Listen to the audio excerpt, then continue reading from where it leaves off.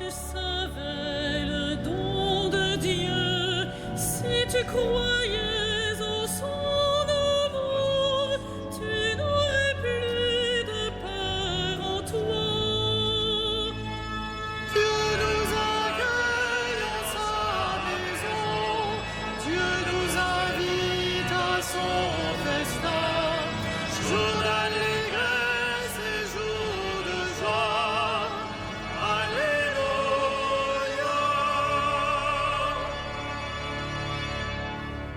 Au nom du Père et du Fils et du Saint-Esprit, Amen. la paix soit avec vous. Et avec votre esprit. Frères et sœurs, une fois encore, Dieu nous accueille en sa maison et nous invite à son festin. En ce jour de la résurrection du Seigneur, jour d'allégresse et jour de joie, en communion avec toutes les communautés répandues à travers le monde, nous célébrons le Christ ressuscité et nous lui demandons qu'il intercède auprès du Père pour que nous puissions connaître la miséricorde du Seigneur et voir nos péchés pardonnés.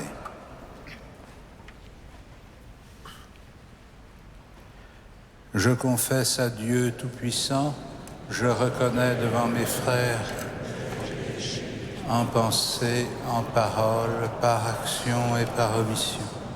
Oui, j'ai vraiment péché, c'est pourquoi je supplie la Vierge Marie, les anges et tous les saints, et vous aussi, mes frères, de prier pour moi, le Seigneur notre Dieu, et que Dieu Tout-Puissant nous fasse miséricorde, qu'il nous pardonne nos péchés et nous conduise à la vie éternelle.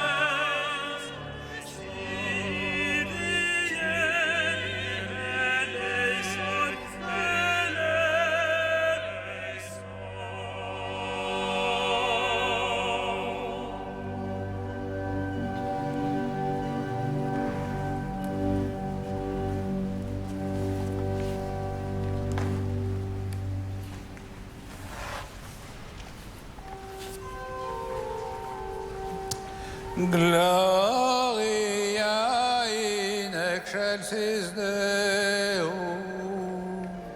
Et in terra pax hominibus bone voluntatis. Laudamus te, Benedicimus te. adoramus te, Glorificamus te. gratias faciamus tibi, propternam gloriam tuam. Domine Deus Rex Celestis, Deus Pater Omnipotens, Domine Filii unigenite, Iesu Christe.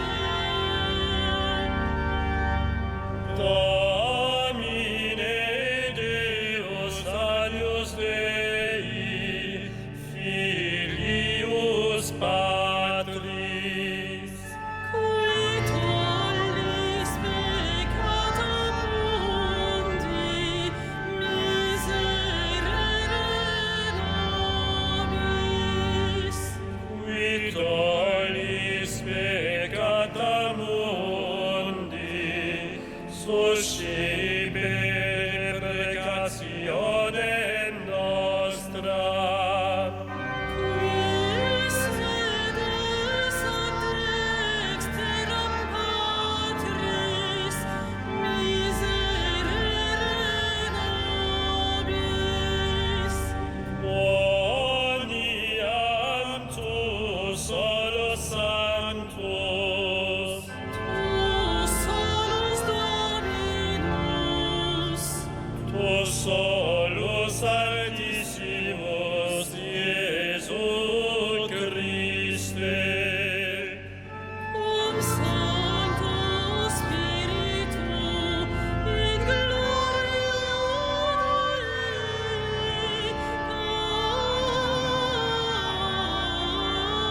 Dei Patris.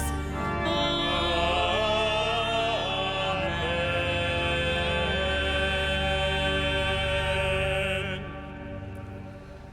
Prions le Seigneur. Seigneur, accorde-nous de trouver notre joie dans notre fidélité, car c'est un bonheur durable et profond de servir constamment le Créateur de tout bien, par Jésus-Christ, ton Fils, notre Seigneur et notre Dieu, qui vit et règne avec toi dans l'unité du Saint-Esprit, maintenant et pour les siècles des siècles.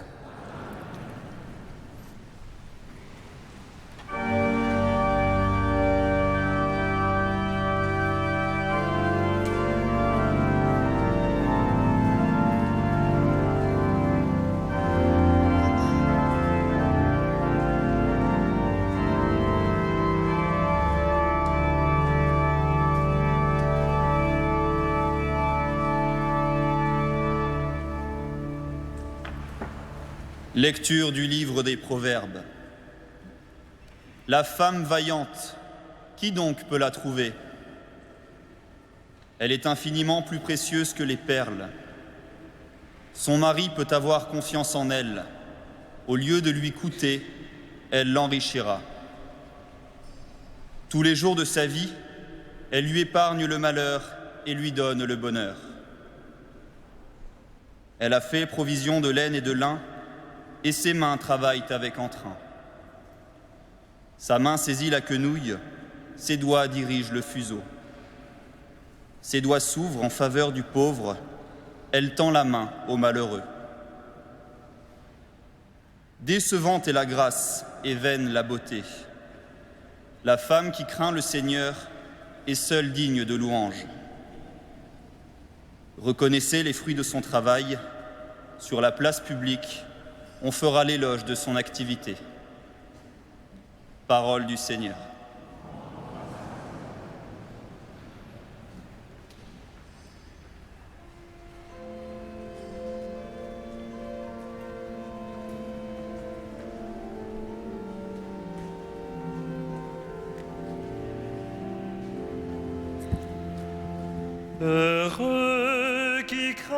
le Seigneur et marche en ses voies.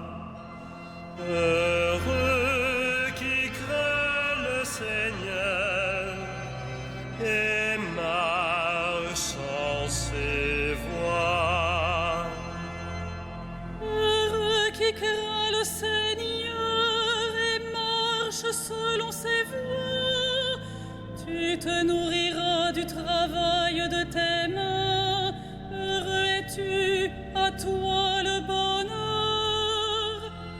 Heureux qui craint le Seigneur et marche en ses voies.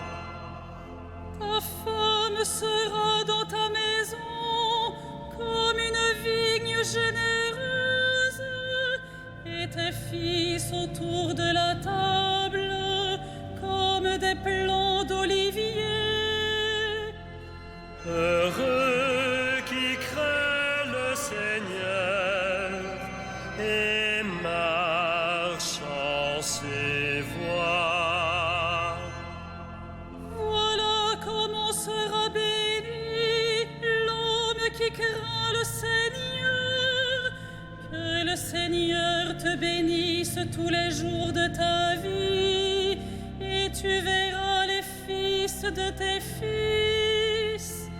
Heureux qui craint le Seigneur et marche en ses voies.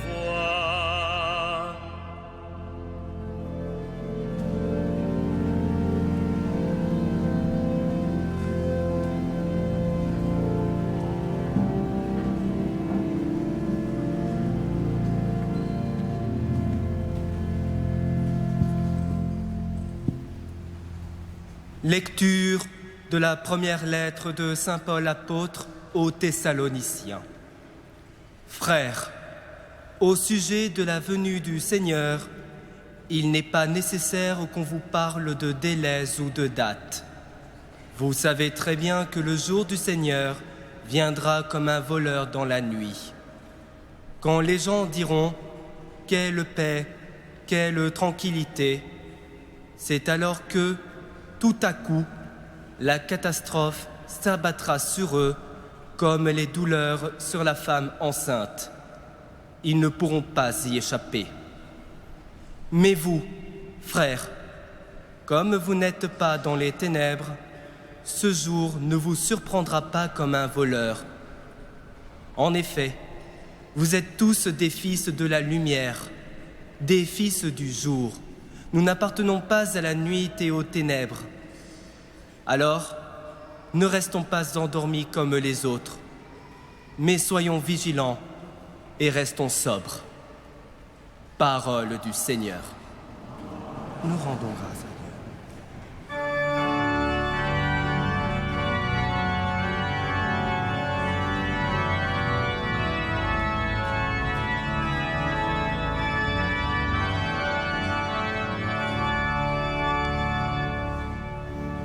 Alléluia, Alléluia, Alléluia, Alléluia,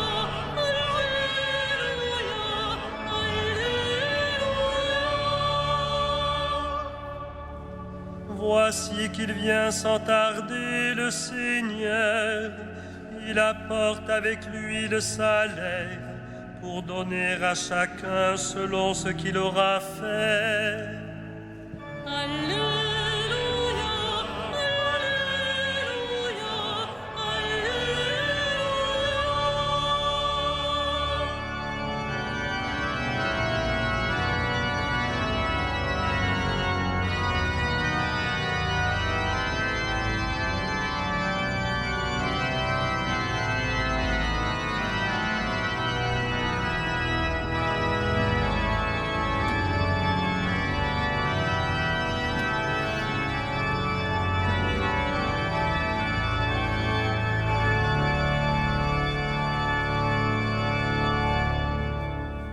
Le Seigneur soit avec vous.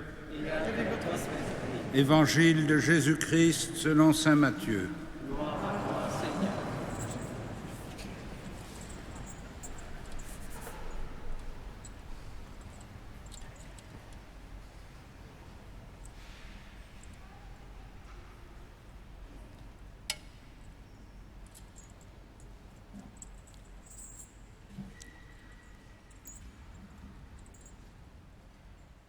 Jésus parlait à ses disciples de sa venue. Il disait cette parabole.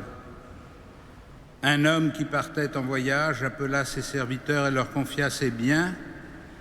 À l'un, il donna une somme de 5 talents, à un autre 2 talents, au troisième un seul, à chacun selon ses capacités. Puis il partit. Aussitôt, celui qui avait reçu 5 talents s'occupa de les faire valoir et en gagna 5 autres. De même, celui qui avait reçu 2 talents en gagna 2 autres. Mais celui qui n'en avait reçu qu'un creusa la terre et enfouit l'argent de son maître. Longtemps après, le maître revient, il leur demande des comptes. Celui qui avait reçu les 5 talents s'avança et en apportant 5 autres talents et dit : « Seigneur, tu m'as confié 5 talents, voilà j'en ai gagné 5 autres.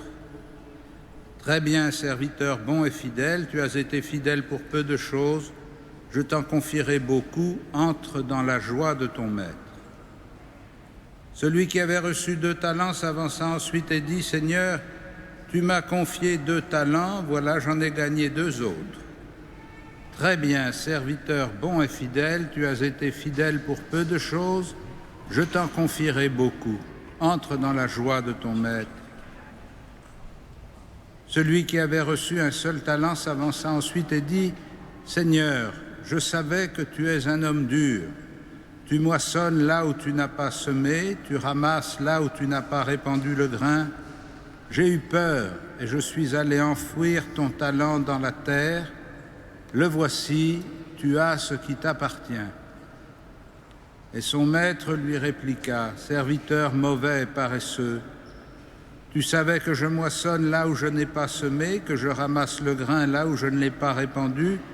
Alors il fallait placer mon argent à la banque et à mon retour je l'aurais retrouvé avec les intérêts. Enlevez-lui donc son talent et donnez-le à celui qui en a 10. Car celui qui a recevra encore et il sera dans l'abondance, mais celui qui n'a rien se fera enlever même ce qu'il a. Quant à ce serviteur bon à rien, jetez-le dehors dans les ténèbres. Là, il y aura des pleurs et des grincements de dents. » Acclamons la parole de Dieu. Louange à toi, Seigneur Jésus.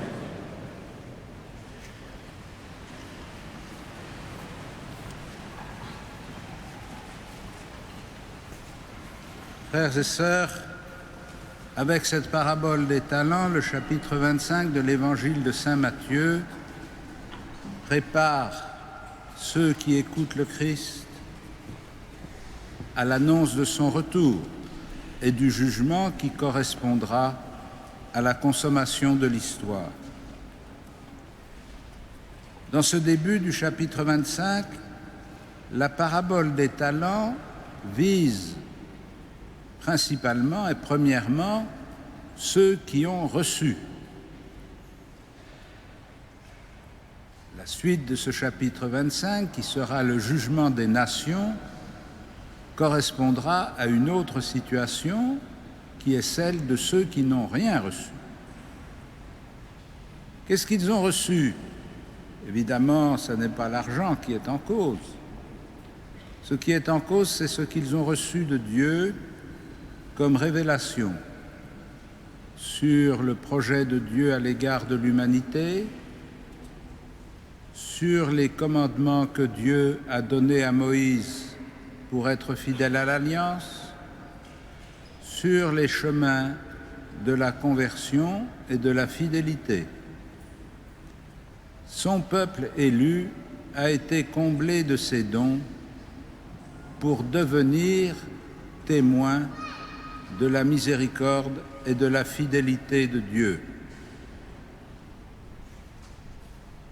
Le jugement, c'est de leur demander ce qu'ils ont fait de ce qu'ils ont reçu. Et vous avez entendu les 3 situations qui ont été évoquées, les 2 qui ont fait prospérer les biens qu'ils ont reçus, qui les ont risqués par leur activité et qui leur ont fait porter du fruit, et celui qui a vécu dans la peur et qui a enfoui le trésor dans la terre pour le rendre intact. Comme souvent dans les paraboles, il ne faut pas vouloir appliquer systématiquement chaque détail à toutes les situations. Le message de la parabole est clair. Il veut nous dire que les dons de Dieu ne sont pas faits pour être thésaurisés, enfouis et cachés, comme s'ils risquaient, à travers l'activité humaine, de se dissiper et de se perdre.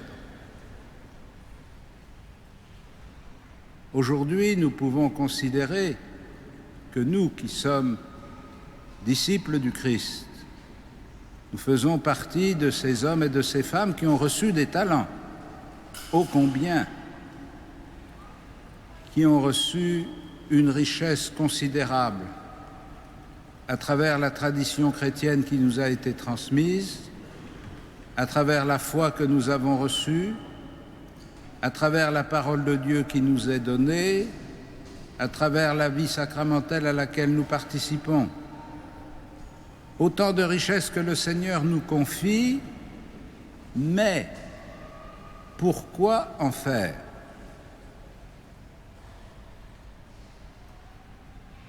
Nous n'avons pas besoin de chercher beaucoup, ni de fouiller très profond, pour retrouver au fond de nous ce commencement de la peur qui est la crainte de voir se perdre notre foi. Combien de chrétiens, au long des âges, ont vécu dans l'anxiété de risquer leur foi. Il y a eu jadis un petit livre à prétention, à intention catéchétique qui s'appelait « Le beau risque de la foi ». Et il était conçu précisément pour aider des jeunes chrétiens à prendre conscience que recevoir la foi chrétienne, ça n'était pas recevoir une réalité inerte qu'il nous suffirait d'enfermer dans le coffre des souvenirs pour l'exhiber de temps à autre et pour espérer la rendre intacte au terme de notre vie. La foi chrétienne ne nous est pas donnée pour que nous en fassions une pièce de musée. Elle nous est donnée pour être l'animation de notre vie, le dynamisme de notre liberté, la fécondité des vertus que Dieu met en nos cœurs. Elle nous est donnée pour affronter les difficultés de cette existence. Elle nous est donnée pour rencontrer les hommes et les femmes qui ne la partagent pas. Elle nous est donnée comme un bien à faire fructifier, et la première façon de le faire fructifier, c'est de le faire fonctionner, c'est de le mettre en œuvre, c'est de le mettre en pratique, c'est de chercher comment ce trésor que nous avons reçu peut rejoindre non seulement nos proches, mais encore quantité d'hommes et de femmes qui vivent autour de nous et qui l'ignorent. Bref, la foi chrétienne porte la plénitude de son fruit quand nous acceptons de la risquer dans notre vie en ce monde, dans notre vie au milieu d'hommes et de femmes incroyants, au milieu de croyants d'autres religions. Nous ne sommes pas envoyés par le Christ pour monter la garde autour du trésor à ne pas dissiper, nous sommes envoyés par le Christ pour ouvrir ce trésor à tous ceux qui peuvent y trouver quelque espérance. C'est pourquoi le pape François, depuis qu'il est chargé de sa mission de pasteur universel, s'emploie de toutes sortes de façons à exprimer cette nature essentiellement missionnaire de l'Église. On ne peut pas être l'Église du Christ sans être habité par le dynamisme et la passion de devenir l'Église du monde, de tout le monde. On ne peut pas être disciple du Christ en se réfugiant dans des cénacles protecteurs où nous serions à l'abri de tous les dangers, de tous les risques que comporte l'existence humaine. C'est pourquoi les premiers symptômes, les premiers signes de la crainte et de la peur doivent nous alerter.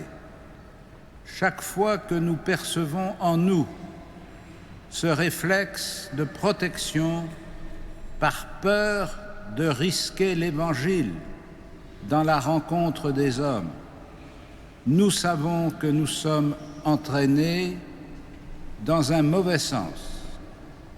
Chaque fois que nous vivons la hantise de la perte de la foi, comme si on pouvait perdre la foi, comme on perd son porte-monnaie, nous savons que nous sommes entraînés dans un mauvais sens.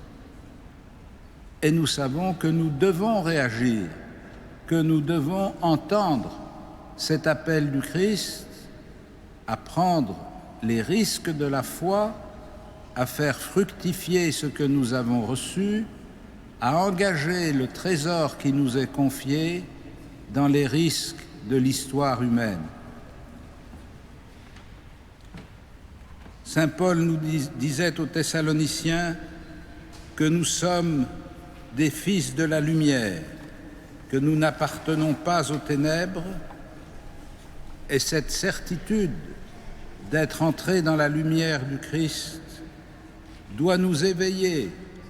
Ne restons pas endormis comme les autres, comme ceux qui sont dans les ténèbres, ceux qui vivent dans la nuit.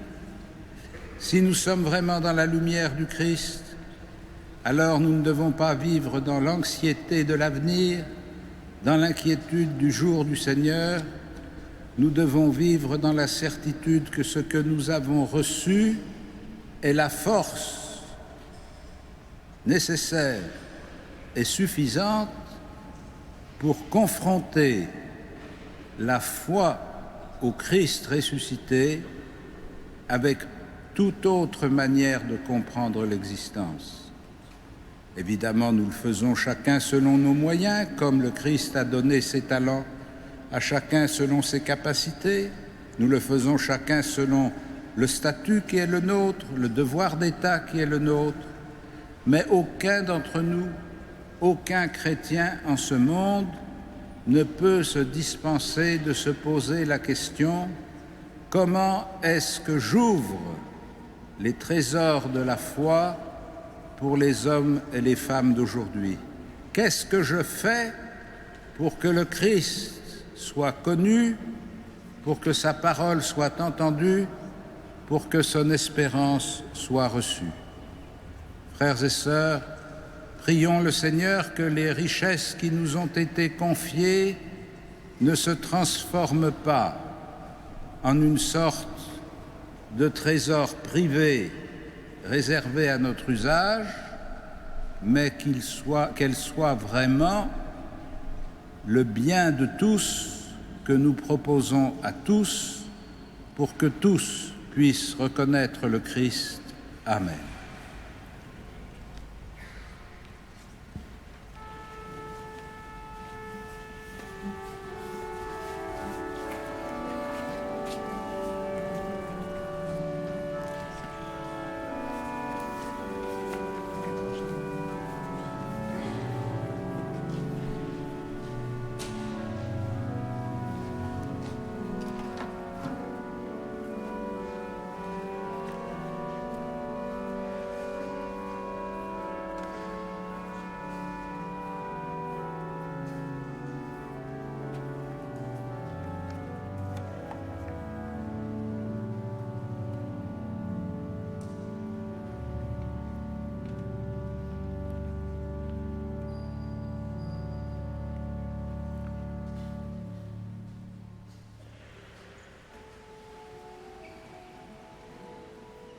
Credo in unum Deum, Patrem omnipotentem, factorem celi et terrae, visibilium omnium, et invisibilium. Et in unum Dominum Iesum Christum, Filium Dei unigenitum, Et ex patre natum, ante omnia saecula, Deum de Deum, lumen de lumine, Deum verum, de Deo vero. genitur non factum consubstantialem Patri, erquem omnia facta sunt. Qui pro te nos homines, et pro te nostram salutem, descendi de celis. Et incarnatus est de Spiritus Sancto, ex Maria Virgine, et homo factus est. Crucifixus etiam pro nobis, sub Pontio Pilato, passus et sepultus est.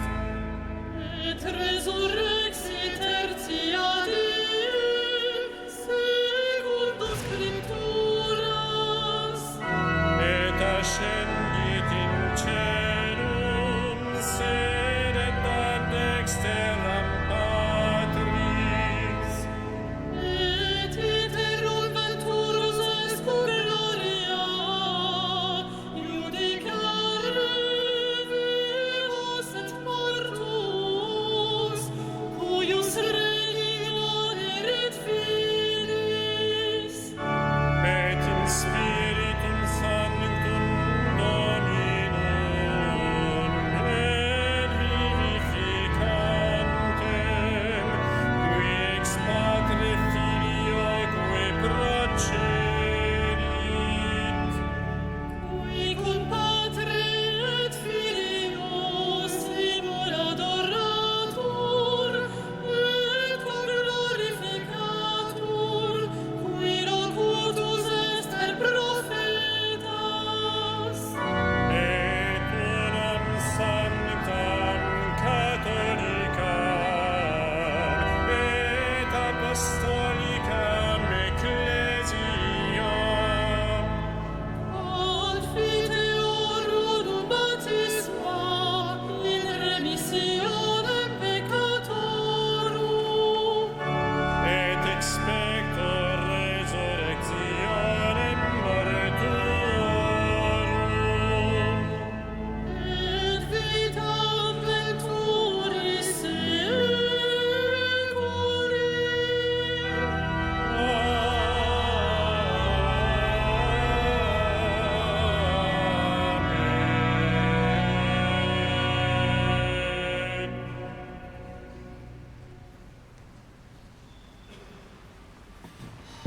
Frères et sœurs, en cette journée, la quête qui va être faite par nos bénévoles est faite au profit des œuvres de charité du Secours catholique. Merci d'avance pour votre générosité.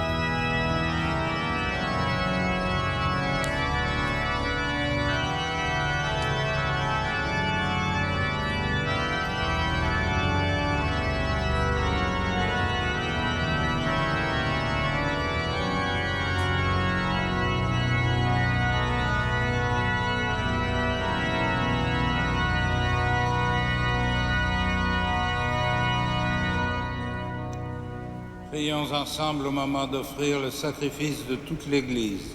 Pour la gloire de Dieu, Seigneur notre Dieu, permets que l'offrande placée sous ton regard nous obtienne la grâce de vivre pour toi et nous donne l'éternité bienheureuse par Jésus le Christ, notre Seigneur. Amen. Le Seigneur soit avec vous. Élevons notre cœur. Rendons grâce au Seigneur notre Dieu.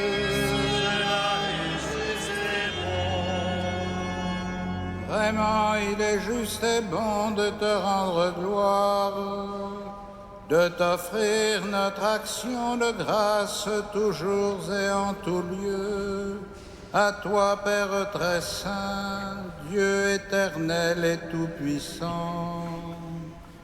Oui, nous le reconnaissons, afin de secourir tous les hommes, tu mets en œuvre ta puissance et tu te sers de notre condition mortelle pour nous affranchir de la mort. Ainsi, notre existence périssable devient un passage vers le salut par le Christ notre Seigneur. C'est par lui que les anges assemblés devant toi adorent ta gloire. À leur hymne de louange, laisse-nous joindre nos voix pour chanter et proclamer.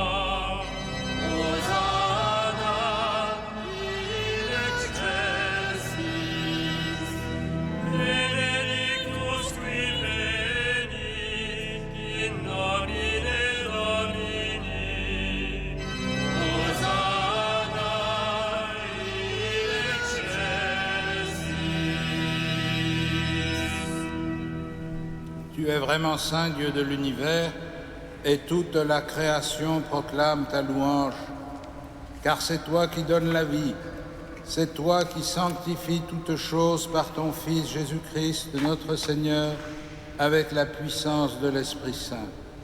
Et tu ne cesses de rassembler ton peuple afin qu'il te présente partout dans le monde une offrande pure. C'est pourquoi nous voici rassemblés devant toi et dans la communion de toute l'Église en ce premier jour de la semaine, nous célébrons le jour où le Christ est ressuscité d'entre les morts. Par lui que tu as élevé à ta droite, Dieu Tout-Puissant, nous te supplions de consacrer toi-même les offrandes que nous apportons. Sanctifie-les par ton Esprit pour qu'elles deviennent le corps et le sang de ton Fils, Jésus-Christ notre Seigneur, qui nous a dit de célébrer ce mystère. La nuit même où il fut livré, il prit le pain, en te rendant grâce, il le bénit, il le rompit et le donna à ses disciples en disant « Prenez et mangez-en tous, ceci est mon corps livré pour vous. »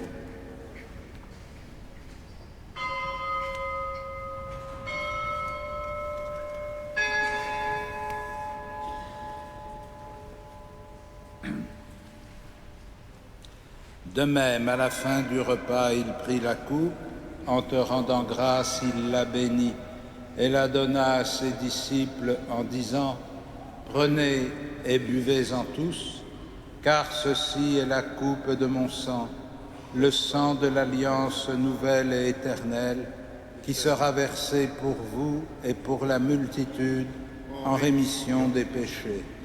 Vous ferez cela en mémoire de moi. »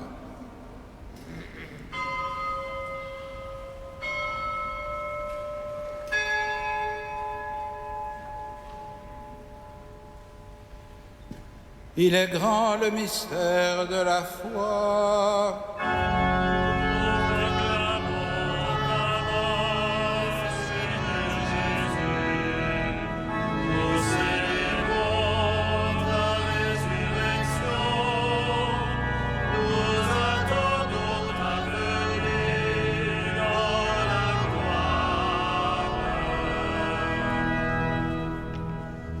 Faisant mémoire de ton Fils, de sa passion qui nous sauve, de sa glorieuse résurrection et de son ascension dans le ciel, alors que nous attendons son dernier avènement, nous présentons cette offrande vivante et sainte pour te rendre grâce.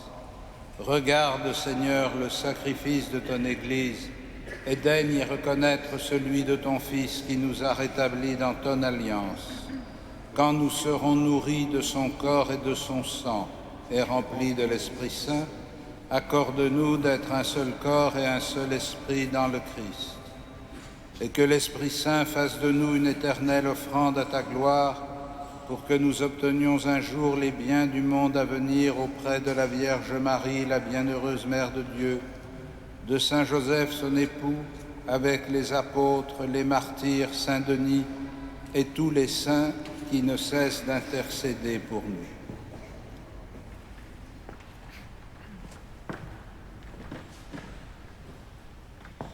Et maintenant, nous te supplions, Seigneur, par le sacrifice qui nous réconcilie avec toi, étends au monde entier le salut et la paix.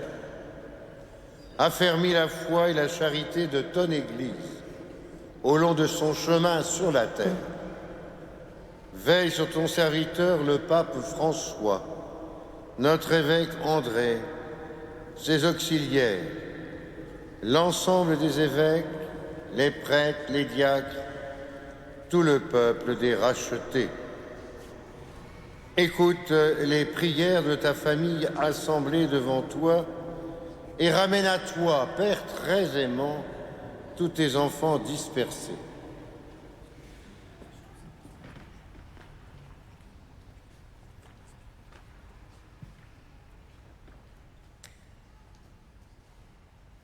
Pour nos frères défunts, pour tous ceux, toutes celles qui ont quitté ce monde et dont tu connais la droiture, nous te prions.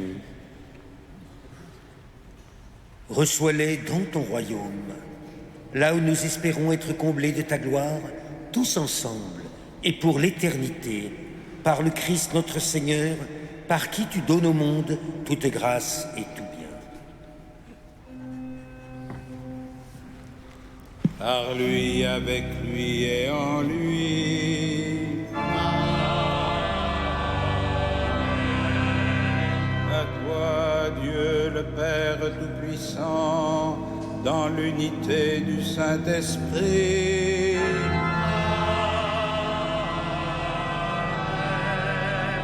Tout honneur et toute gloire pour les siècles des siècles.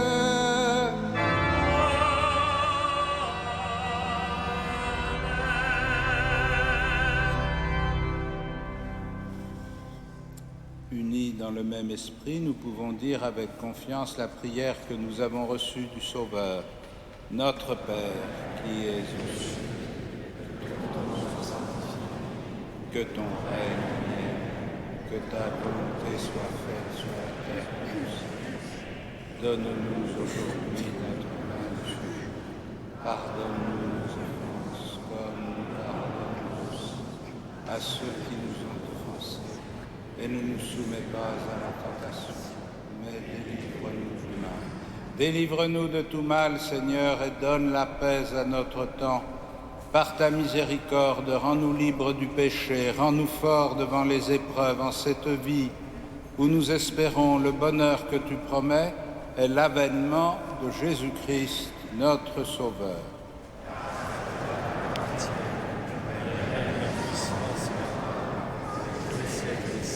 Seigneur Jésus-Christ, tu as dit à tes apôtres, je vous laisse la paix, je vous donne ma paix. Ne regarde pas nos péchés, mais la foi de ton Église.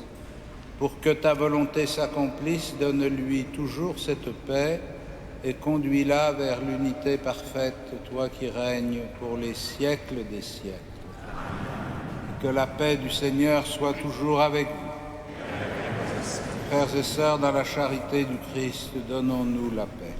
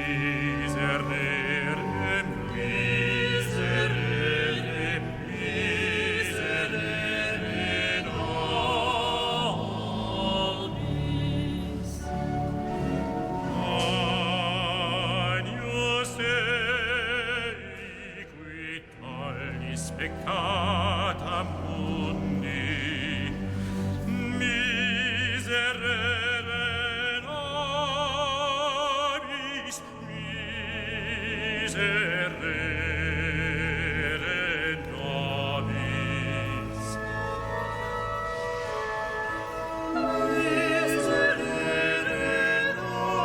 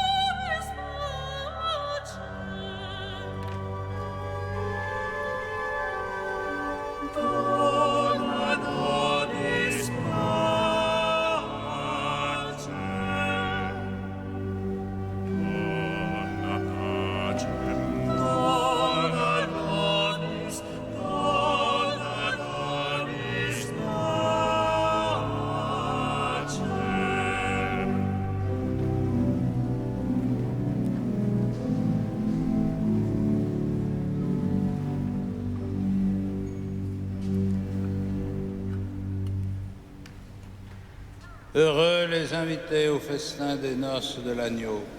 Voici l'agneau de Dieu qui enlève le péché du monde. Seigneur, je ne suis pas digne de te recevoir, mais dis seulement une parole et je serai guéri.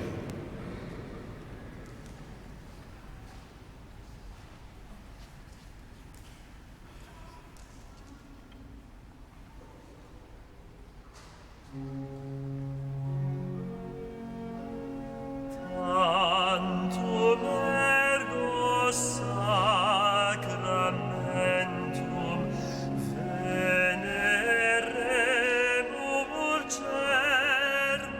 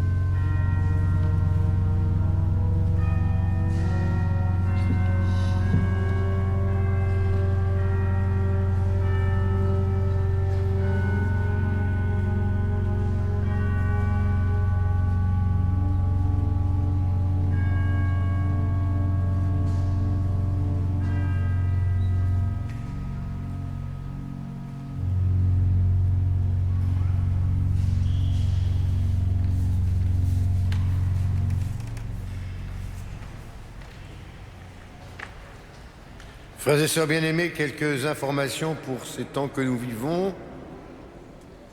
Tout d'abord et avant tout, samedi prochain, comme cette affiche depuis longtemps déjà nous y invite, notre archevêque rassemble des quatre coins du diocèse tous les chrétiens qui le voudront bien, ici même et sur le parvis, pour une proclamation précisément de notre foi et un temps d'envoi, juste avant notre avant 2014.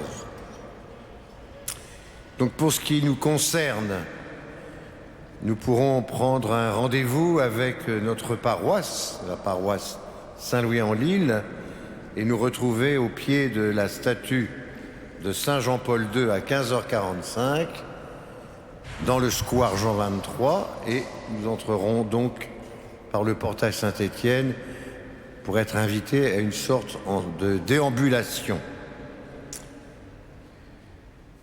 Ensuite, nous irons donc sur le parvis, et cela durera jusqu'à 18h, je ne sais pas, 18h30, selon le temps que cela prendra, où le cardinal prendra la parole, entre autres. Il y aura un temps d'envoi. J'attire votre attention sur le fait qu'il y aura beaucoup de monde, que deuxièmement, ce n'est pas dans une situation couverte, c'est-à-dire sur le parvis en plein air, et troisièmement, qu'il n'y a pas de chaise. Donc à vous de prendre vos dispositions. En conséquence, il n'y aura pas de vêpres, bien sûr, à 17h45, ni de messe à 18h30, ni non plus d'audition d'orgue le soir. Dimanche lendemain, le 23 novembre, à 15h30, célébration de la divine liturgie par Monseigneur Guziac en rite byzantin et en présence de Monseigneur Guy Tomaso. Non plus, il n'y aura pas nos vêpres à nous ce dimanche 23 novembre. À 18h30, messe des jeunes confirmés de l'année passée en présence de notre cardinal qui présidera l'Eucharistie. J'ai mis sur la feuille, pour ceux qui l'ont, les paroles d'Avent qui reprennent tous les dimanches de l'Avent, c'est la 5e édition. Cette année, c'est le chanoine Jacques de Longeau qui nous adressera ces méditations. Le thème sera « À l'école de Nazareth, vivons l'évangile de la famille ». Chaque dimanche de l'Avent, ça commence donc le 30 novembre, c'est à 17h jusqu'à 17h25. Les vêpres suivront à 17h45 et la messe à 18h30. Par ailleurs, un concert sera donné à Notre-Dame. Les places sont à prendre à l'accueil pour le mardi 18 novembre à 20h30. Enfin, je termine en vous recommandant deux intentions plus particulières. D'abord, la famille et tous les proches de Monseigneur Brincard, évêque du Puy, qui sera donc enterré mercredi prochain, qui vient de mourir. Et puis, la mère, la famille de Robert, l'ancien sacristain qui vient de perdre la maman. L'enterrement aura lieu jeudi à 15h30, ici même à Notre-Dame. Voilà, nous pouvons donc nous mettre debout pour terminer notre prière.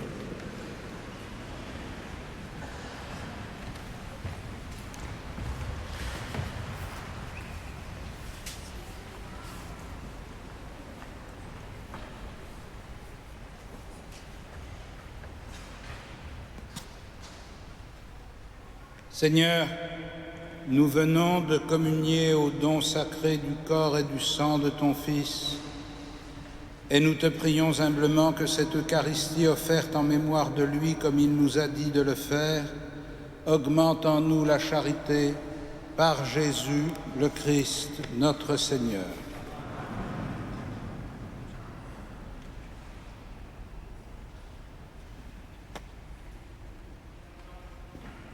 Le Seigneur soit avec vous. Que Dieu Tout-Puissant vous bénisse, le Père, le Fils et le Saint-Esprit. Allez dans la paix du Christ.